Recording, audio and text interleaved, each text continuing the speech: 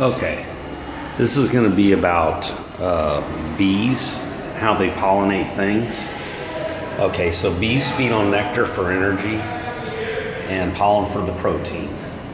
But most of the pollen they pick up is to feed the bee larvae. There are almost 200, there's like 20,000 species of bees. And they're responsible for most of the pollination for our food, but not all of the pollination for food. So here's some close-up of some common bees. Some bigger ones here so you can see. Now butterflies also pollinate when they go onto a plant. Now bees have the kind of furry looking stuff around a bee is called pile. And that picks up pollen much better than all this other stuff on these other creatures, like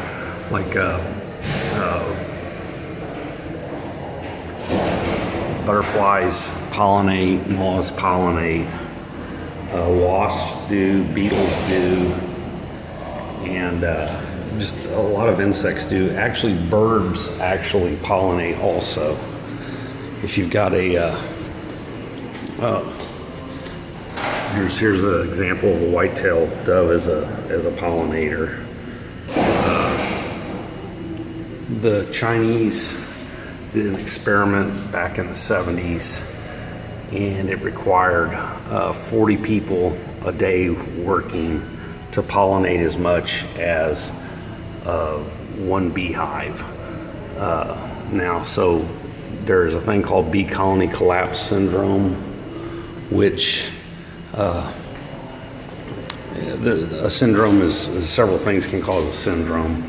A lot of it has to do with the Monsanto insecticides, but also there's a virus that causes it that they contract, and there's also Wi-Fi screws them up. They can't communicate. They get confused and everything.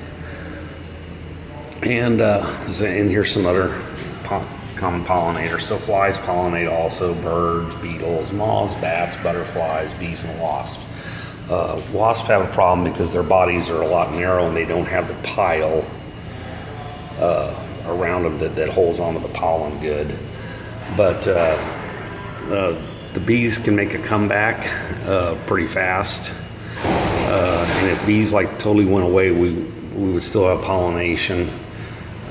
It wouldn't be as, we lose about 80% of it, but there would be ways to get around it. And also the grass crops are self-pollinating. So our diet would be simplified by almost a full factor of 10, but there'd still be plenty of food. Okay, thank you, I'm out.